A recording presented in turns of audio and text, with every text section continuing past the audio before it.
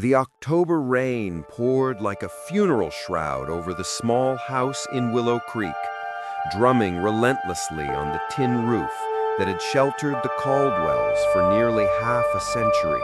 Robert and Lillian had poured their lives into this modest two-story home. 5 children born in the upstairs bedroom, holidays around the scarred oak table, lullabies in the creaky rocking chair. Now, at 72 and 70, they were spectators to its dismantling. Bailiffs in slick raincoats hauled out furniture with mechanical efficiency. The china cabinet Lillian's mother had given them as a wedding gift. The framed photos of graduations and weddings curling at the edges from humidity. Each item disappeared into the maw of a moving truck, swallowed by the storm. Lillian huddled in their 1998 Chevy pickup, the engine idling to fend off the chill. Rust bled through the faded blue paint like old wounds, and the cab smelled of wet dog and desperation. Her oxygen tube, a constant companion for the past decade, snaked from her nose to the portable tank wedged between her feet. 35 years inhaling chemical fumes at the plant had left her lungs like brittle leaves, crumbling with every breath. Her hand, veined and spotted, rested on Shadow's broad head. The 9-year-old German shepherd pressed against her thigh, his arthritic joints stiff from the cold, but his warmth was a lifeline. He hadn't strayed since the foreclosure notice, taped to the door like a death sentence, arrived 6 weeks earlier. Through the fogged, rain-streaked windshield, Lillian watched Robert. He stood in the downpour, unflinching as water soaked his flannel shirt and jeans, once the uniform of a steel hauler who could lift engines single-handed. Now his shoulders bowed under invisible weight, the sting of betrayal from the very lives he'd forged. A sleek black Escalade glided to a stop, its tires hissing on wet asphalt. Nathan Caldwell, 48, stepped out beneath a massive designer umbrella, his Italian suit pristine. Isabel remained inside, illuminated by her phone's glow, thumbs flying with detached efficiency.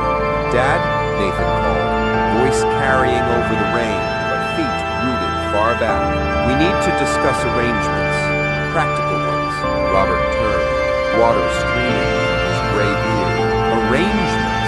Like discarding trash? This is our home, son." Nathan's jaw clenched, a tic he'd had since childhood. "You lived beyond your means. Second mortgage, bad investments. This was inevitable. You should have asked for help sooner." "Asked." Robert's laugh was bitter, ragged. "We refinanced this house twice to bail out your failing tech startup in '08. Emptied our 401k for Claire's med school and loan stuff. Paid Lucas's rehab 4 times. Detox, therapy, the works. And the girls' weddings? We skipped our own anniversary trips. That was your choice," said coolly, pulling a manila envelope from his coat. "Evergreen Pines Nursing Home has openings. Top rated for mom's COPD. They'll take you both next week." Lillian shoved the truck door open with effort, Shadow rising to steady her as she stepped into the mud. Rain plastered her silver hair to her skull. "A nursing home?" "Nathan, we're your parents, not liabilities. Parents who can't manage independently." His eyes flicked to Shadow. "No pets. The shelter will rehome him humanely." Robert flinched as if struck. "Shadow's been with us since he was a pup. He's family, more loyal than some. He's a dog." Exasperated, "Shelter's no kill. He'll find a home." Isabel finally emerged, her designer boots picking through puddles like obstacles in a minefield. Blonde hair perfect under her hood, she didn't bother with pleasantries. Robert, Lillian, too realistic, was ill, penniless, and frankly, a burden. Nathan's firm is profitable now. Claire's practice is book solid. Lucas is stabilizing. We can't keep subsidizing your poor decisions. Shadow's hackles lifted, a deep growl rumbling Lillian's frail hand on his collar held him in check, but his amber eyes burned. Mistakes? Lillian's voice, though wheezy, sliced the air. Every dime we had went to you, children. This house, our health, we sacrificed it all. And you'd take our dog, too? Claire arrived then, her silver Audi crunching gravel. At 45, she carried a leather briefcase like a shield, her doctor's scrub swapped for a tailored blazer. "I've handled the paperwork," she announced, pulling folders. Power of attorney for medical decisions, asset liquidation to cover debts, and shelter intake forms for the dog. It's all efficient. Efficient? Robert roared, voice breaking.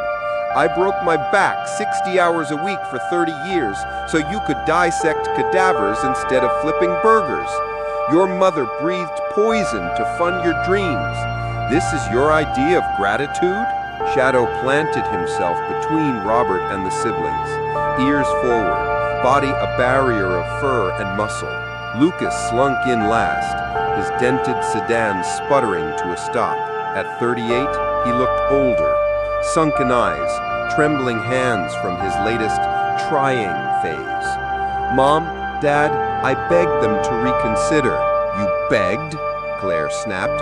"You couldn't even stay sober enough to help." Nathan dangled a set of rusty keys on a cracked leather fob. "There is another option. Grandfather Edward's old mining claim up in the Rockies. The cabin is intact, mostly. It's yours by inheritance, never transferred." Robert snatched the keys, metal cold in his palm. "That claim's been forgotten for 40 years. No road access half the year?" Nathan shrugged. "Or the shelter for the dog and evergreen pines. Your call. But the cabin?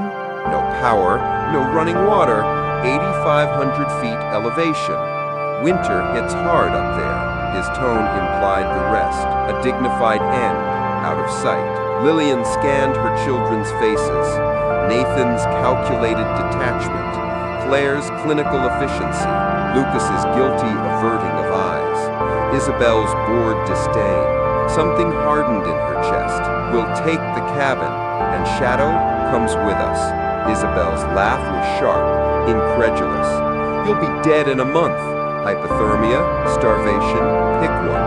We won't come begging," Robert said, voice steel despite the tremor.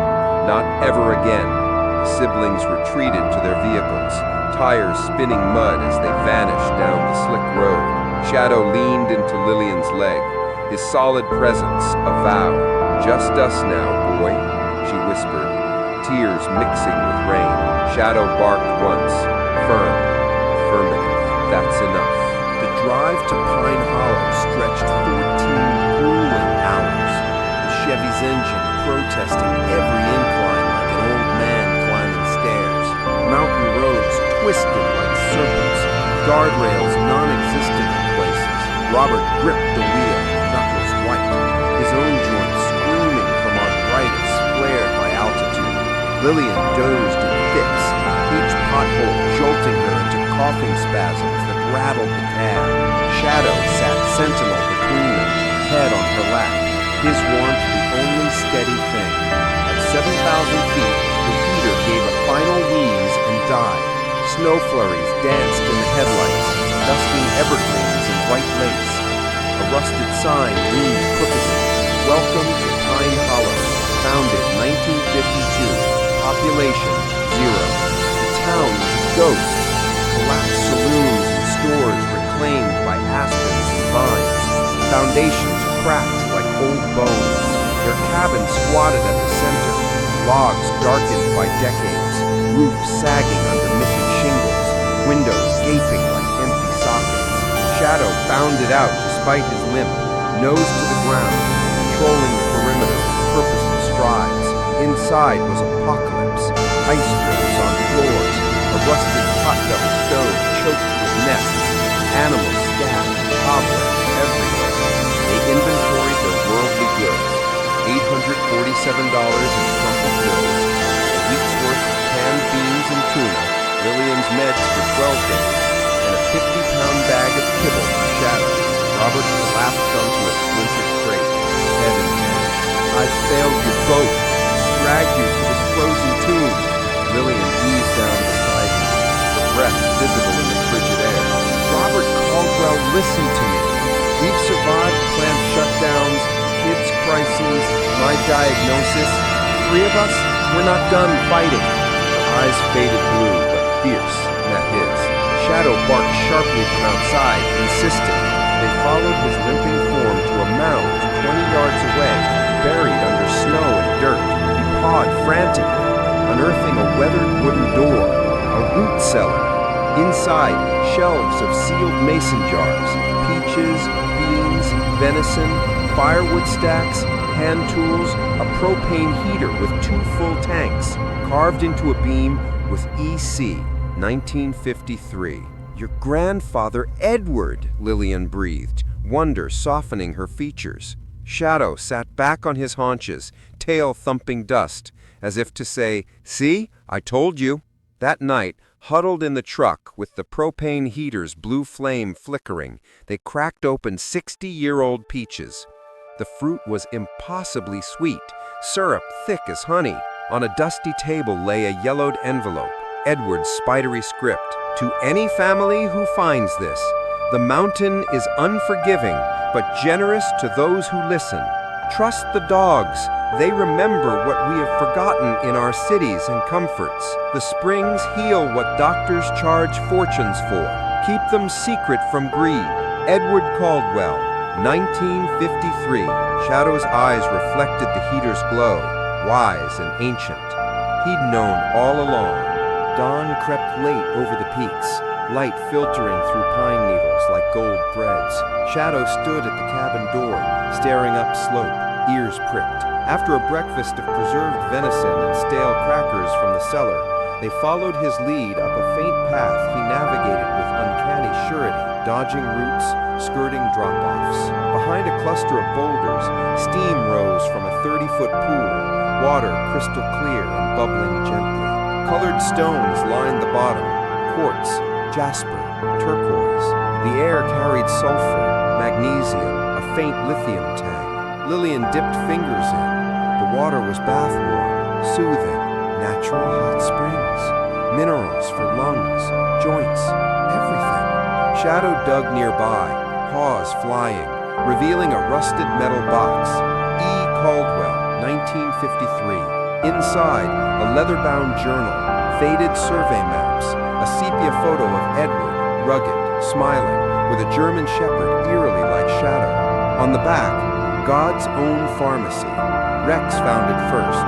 Dogs always do. The journal chronicled 7 distinct springs scattered across the claim, one for respiratory ailments, another for joints, heart, even a tranquility pool for the mind. Edward had mapped them in the 1950s, turning down big pharma offers to exploit them. Nature's gifts aren't for profit, he wrote. Final entry, Pine Hollow will fade to protect the secret. Rex's bloodline carries the memory. They'll guide the worthy when the time comes. Shadow nosed Lillian toward the respiratory spring, a smaller pool, steamier with a faint eucalyptus-like scent from mineral deposits. Robert helped her undress to her slip, setting the oxygen tank aside. She sank in, water lapping her shoulders. Warmth seeped into her chest. Scarred tissue loosened. She inhaled deeply. No wheeze, no burn. For the first time in years, air filled her fully. She whispered, tears streaming. I can breathe. Really breathe. He joined her, his own aches easing in the joint-adjacent waters. Shadow lapped from the edge, then lay watching, guardian satisfied. 6 weeks blurred into routine, the mountain's rhythm reshaping. Robert felled deadwood for repairs, his hands steady after daily soaks in the joint spring, knotted fingers straightening, strength returning like a forgotten friend. He patched the roof with scavenged tin, reinforced walls, his body shedding decades of sweat. Lillian's oxygen tank gathered dust on the shelf, her cheeks flushed with color. Cost rare. She planned a garden in a sunny clearing, enriching soil with spring minerals. Shadow's limp vanished after arthritis cold days. His coat gleamed, muzzle darkened as if heat reversed. He guided them unerringly, nudging Robert to the heart spring when fatigue hit, leading Lillian to tranquility water on anxious nights. They salvaged solar panels from Pine Hollow's ruins, an old miner's setup, wiring them for lights and a small pump. Cabin transformed, cozy, functional, alive. Their first outsider was Henry Brooks, a grizzled local rancher whose truck broke down on the access road. Knees shattered from a bull-riding youth, he limped in on a cane. Shadow assessed him, sniffed, circled, and led him to the joint spring. Henry emerged after 40 minutes, pain forgotten, walking tall. Miracle, he muttered, pressing a sack of potatoes and venison into their hands. Word trickled through back channels, whispers in nearby towns. Shadow vetted each, a Vietnam vet haunted by nightmares, guided to tranquility, a widow, rheumatoid claws for hands, joints unclenching in warm embrace. By spring's thaw, Pine Hollow Sanctuary hosted 6 visitors thrice weekly. Robert greeted at the road with waivers and rules. Shadow was the true gatekeeper, growling away a slick developer in a suit who smelled of exploitation. Lillian and Robert healed inwardly too. No machines, no pain, spirits buoyant as the streams. They laughed again, held hands under star-drenched skies, the betrayal a distant echo. Late August, Shadow paced the porch, nose twitching at gathering clouds. Thunder growled like distant artillery. That night, rain lashed in sheets, wind howling through passes. Dawn revealed 3 familiar vehicles bogged in mud. Nathan's Escalade, Claire's Audi, Lucas's sedan. Shadow stood rigid on the porch, hackles raised, a low growl vibrating. The siblings gaped at the transformation. Cabin sturdy with fresh chinking, garden bursting with greens and herbs, solar arrays glinting, parents vibrant. Lillian weeded without a tank. Robert split wood effortlessly. "Mom?" Claire whispered, slipping briefcase. "No oxygen? You look radiant." "You both look 20 years younger," Nathan stammered. Suit rumpled from the drive. Shadow's growl deepened. "Why are you here?" Robert demanded, axe in hand, but voice calm. "Rumors," Nathan admitted. "Miracle healing springs? A dog that diagnoses? This could be worth millions. Partnerships, patents. A sanctuary," Lillian corrected firmly. "Non-profit, legally protected under the foundation we filed. Untouchable by greed." Shadow circled Nathan deliberately, pausing at his chest, then trotting toward the heart spring. Dr. Elena Vasquez, a vet from Denver, documenting therapeutic canines, arrived separately. "He senses your arrhythmia, Mr. Caldwell. Hidden condition?" Nathan paled. He'd concealed palpitations for months. A biblical storm hit that afternoon. Floods roaring down canyons, lightning splintering trees. Trapped for weeks, the family sheltered in the reinforced cabin. Shadow warned of rising waters, herded them to high ground, guided repairs with barks and nudges. He saved Lucas from a mudslide, dragging him by the collar. Isolation stripped pretenses. Nathan's heart stabilized with daily heart spring soaks, his arrogance crocking as vulnerability surfaced. Claire's chronic back pain from surgeries vanished. She wept in the waters, confessing burnout. Lucas, sober in the crisis, found purpose hauling logs, building. Isabel, initially skeptical, documented stories on her phone, interviews with healed visitors, fascination turning to awe. One firelit night, Nathan broke.